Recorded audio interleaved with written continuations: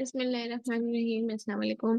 The topic of today's lecture is 1956 constitution. इससे पहले हम कवर कर चुके 1949 का कॉन्स्टिट्यूशन। मैंने आपको यही बताया था कि दो तीन कॉन्स्टिट्यूशन आए और जो है हम उन दोनों चीज़ों के बारे में पढ़ेंगे। ज़्यादा से इम्प्लीमेंटेड इफेक्टिव कॉन्स्टिट्यूट था, ये सबसे आखिरी में जो कॉन्स्टिट्यूट आया वो था 1973 का कॉन्स्टिट्यूट। अभी फिलहाल हम 1949 को कवर कर चुके हैं और अब हम जा रहे हैं 1956 के कॉन्स्टिट्यूट की तरफ।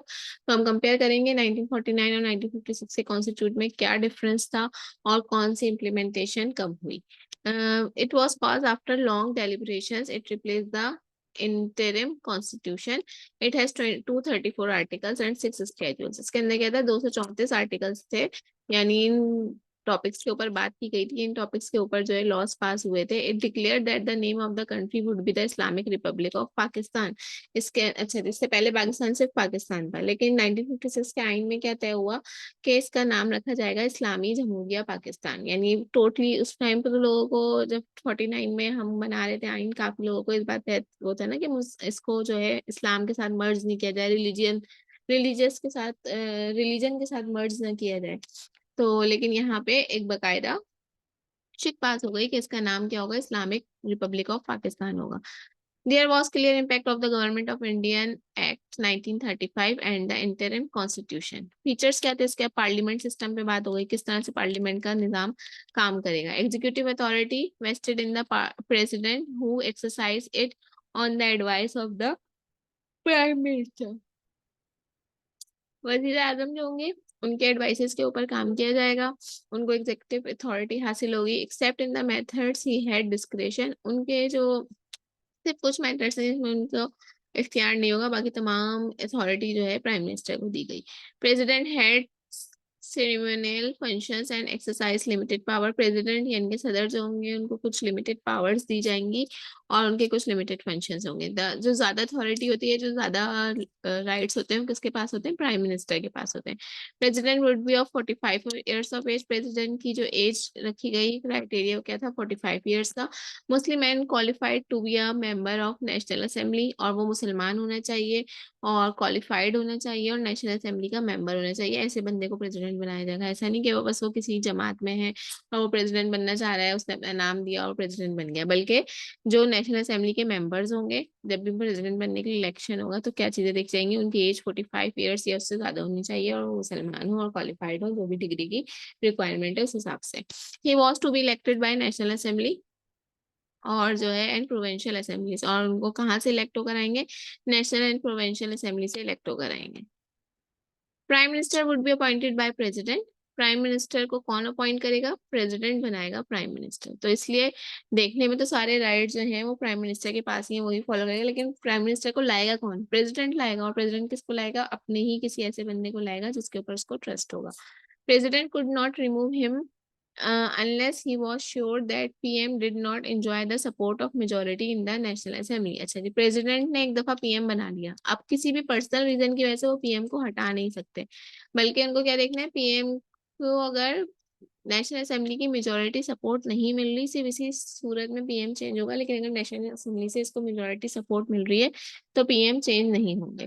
The president would be its sole जज, he could ask PM to show his support. President जो है वो जो है he could ask PM to show his support, PM से सपोर्ट मांग सकते हैं। Cabinet was collectively responsible. Cabinet यानी काबीना जो होती है, जो वहाँ के अरकान होते हैं, उनको कहा जाता है काबीना। Responsible to national assembly. PM was the head of government assisted by the cabinet. Head of government जो होगा कौन होगा? वो प्राइम मिनिस्टर होगा। वन हाउस पार्लियामेंट की अगर हम बात करें, national assembly was the only house of the parliament having a membership of 300 plus 10 women seat. National assembly में इतनी सीट्स हमारे पास मौजूद हैं। Principle of parity was observe for representation. Method of direct elections was adopted for general seats. Direct elections होंगे seats के लिए।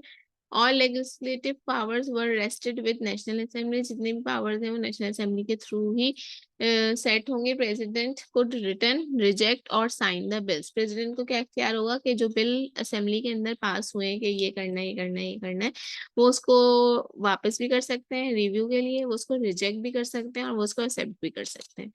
तो ये राइट्स हैं प्रेसिडेंट के, ठीक है। Regarding monetary bills of ordinary expenditure and यानी कि national assembly had all the powers. Ordinary expenditure के अलावा जो बिल्स है ना उसके ऊपर बात नहीं हो रही, बल्कि ये उन बिल्स की बात हो रही है जो कि कानून या लॉज के बिल होते हैं। But they could not vote on consolidated fund list, salaries of president, जजेस, फेडरल सर्विस कमीशन एक्सेट्रा, ये सब चीजें इसके अंदर पास होंगी कि इसका कितने परसेंट सैलरी होनी चाहिए।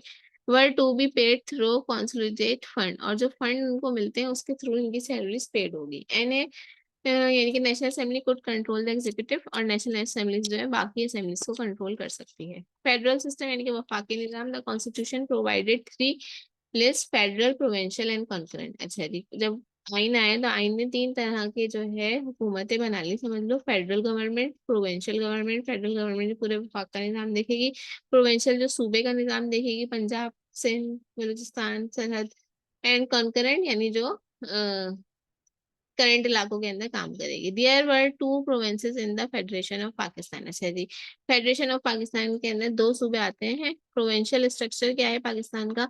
Eight the provincial level there was elected assembly, जो सूबाई लेवल है उसके ऊपर इलेक्टेड असेंबली हमारे पास मौजूद है। Parliamentary system under the nominal headship of governor, और पार्लियामेंट्री सिस्टम गवर्नर को कंट्रोल कर रहा है। The real powers were given to chief ministers and his cabinet, जो पावर्स हैं वो किसको दी गई है? चीफ मिनिस्टर यानी सीएम को और उसकी काबीना को। Centre had some overriding powers and some emergency powers too. They were clause 191, security or economic life was under threat for external or internal reasons. Clause 191 जो उसकी शिक्ति हमने पढ़ा था ना, उसकी कुछ 234 करके पॉइंट्स हैं, तो उसमें से जो पॉइंट नंबर 191 है वो क्या है? सिक्योरिटी और इकोनॉमिक लाइफ जो है वो अंडर थ्रेट होगा फॉर एक्सटर्नल और इंटरनल रीजंस की वजह से, और कॉन्स्टिट्यूशनल क्राइसिस जो है प्रोविंसेस में आ सकता है।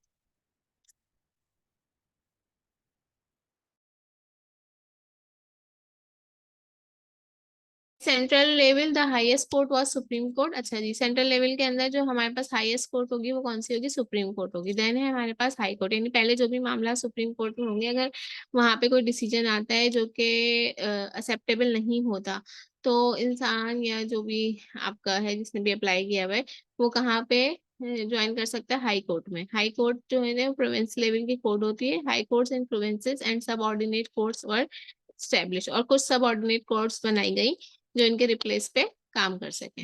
High courts have the power of interpretation of the constitution. High courts को ये भी पावर हासिल है, जुडिशनल कोर्ट्स हैं या सब ऑर्डिनेट कोर्ट्स हैं, इनका काम क्या है? छोटे मोटे मसले मसाइल को देखना। सुप्रीम कोर्ट बड़े मसाइल को देखना, और हाई कोर्ट वो जो है आइन को भी देखती है, यानी कोई लॉ आ रहा है, कोई आइन पास हो रहा है तो उसके, और हाई कोर्ट जो है वो या सुप्रीम कोर्ट जो है वो खुद से भी, ऐसे आप किसी वकील से कांटेक्ट ना करें, आपने अपना कोई मसला ना किया हो, लेकिन वो खुद से भी अगर देखे कि माशरे में कोई काम गलत हो रहा है तो उसके ऊपर एक्शन ले सकती है। दे कुड हेयर द, जैसे कि अभी रिसेंटली क्या है कि पंजाब ने इलेक्ट्रिक बाइक्स स्टूडेंट्स में सप्लाई या डिस्ट्रीब्यूट करने का कोई प्रोजेक्ट निकाला, और इतनी बाइक्स भी ले लेंगे स्टूडेंट्स में डिस्ट्रीब्यूट करेंगे, लेकिन वहाँ की सुप्रीम कोर्ट या फिर हाई कोर्ट किसी एक ने जो है ना ये एक्शन लिया कि अगर स्टूडेंट्स को ये फ्री बाइक्स दी जाएंगी तो स्टूडेंट्स का लेवल पता है अब कि वो क्या करेंगे? वन व्हीलिंग करेंगे, रोड्स पे निकल जाएंगे, घूमेंगे फिरेंगे, तो इसके बदले उनको कोई एजुकेशन चीज या एजुकेशन ट्रेनिंग प्रोवाइड की जाए जो कि उनके लिए काम में आए। बाइक पे बैठ के घूमना फिरना ये करेंगे वो, तो इसलिए उन्होंने पाबंदी लगा दी उस मंसूबे के ऊपर। They could here the disputes between governments, और गवर्नमेंट्स के दरम्यान में कोई लड़ाई झगड़ा होगा वो भी हाई कोर्ट सॉल्व करेगी। फेडरल गवर्नमेंट और दूसरी कोई कह लें सेंट्रल गवर्नमेंट है, प्रोविंसेस के दरमियान में कोई इश्यूज है तो हाई कोर्ट इन इश्यूज को रिजॉल्व कर पाएगी। They were guardians of the legal rights of the citizen. आप ये कह लें कि शहरियों के जो लीगल राइट्स हैं उनका गार्जियन या इनका सपोर्ट कौन है? High court. अगर कोई भी गलत लॉ पास होता है या वो माशरे में कोई गलती देखती है तो हाई कोर्ट जो है इसके खिलाफ असफुत एक्शन ले सकती है। Fundamental rights, civil and political rights were given to the people of Pakistan, but they could be suspended in case of emergency. Civil और पॉलिटिकल राइट्स जो है वो किसको दिए गए हैं? पीपल ऑफ पाकिस्तान को दिए गए हैं, लेकिन इनको वापस लिया जा सकता है, इनको रोका जा सकता है किसी भी इमरजेंसी की सूरत में। Directive principles of state policy, these principles provided guidelines for policy making. अच्छा जी, ये जो प्रिंसिपल्स बनाए गए हैं, असूल बनाए गए हैं, किस लिए बनाए गए हैं? ताकि वो स्टेट की पॉलिसी को बना सके। Principles of objective resolution were included as preamble. The other principles included surely about Islamic practices. जो दूसरे हमारे पास प्रिंसिपल्स हैं या रूल हैं वो क्या है? इस्लामिक प्रैक्टिसेस को अप्लाई करना, वेलफेयर ऑफ पीपल, लोगों की वेलफेयर के लिए काम करना, non discrimination and fulfilment of basic needs. फिर आता है हमारे पास Islamic character. The name of the country was Islamic republic, ये हमने शुरू में भी पढ़ लिया था। Other Islamic clauses were part of directive principle, इस्लाम के जो अदर लॉज हैं या रूल्स हैं वो डायरेक्ट इसके प्रिंसिपल बने। No law can be made to violate Islamic principles and teaching, कोई भी ऐसा रूल पास नहीं होगा जो कि इस्लामिक या शरीयत के खिलाफ हो। Existing laws would be brought in conformity with Islamic teaching, और जो लॉज ऑलरेडी पास हो चुके हैं उनके ऊपर जो है वो कंफर्म होना चाहिए कि वो इस्लामिक टीचिंग से बिलोंग करते हैं या नहीं। A commission was to be appointed to examine the laws. अच्छा, फिर एक शरिया कमीशन बनाया गया जिसका काम क्या था कि वो इस बात, जब भी कोई नया लॉ,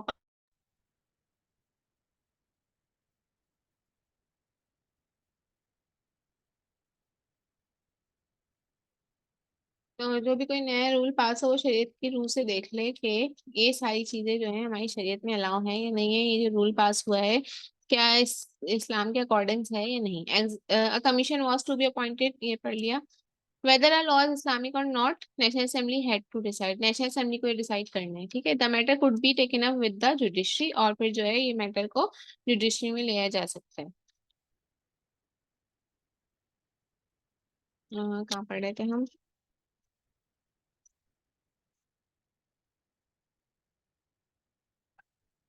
इस्लामिक हेरिटेज, इस्लामी जो विरसे है और जो रूट्स हैं उनको कंबाइन किया जाए मॉडर्न नोशन के साथ, और governance and a moderate moderate political system was adopted, और एक ऐसा मॉडरेट पॉलिटिकल सिस्टम बनाया जाए जिसकी रूट्स जो हैं वो इस्लाम पे बेस करती हैं। वर्किंग ऑफ द कॉन्स्टिट्यूशन, इस कॉन्स्टिट्यूशन ने कब वर्किंग स्टार्ट की? No elections were held after the enforcement of elections. Enforcement of this rule law, it was finally abrogated on October 7, 1958. तो ये जो आपके पास था ये कब से हुआ? October 7, 1958 से ये इम्प्लीमेंट हो गया। इट वर्क फ्रॉम मार्च 23 से ये जो है आपके पास इम्प्लीमेंट हुआ। तो ये हमारे पास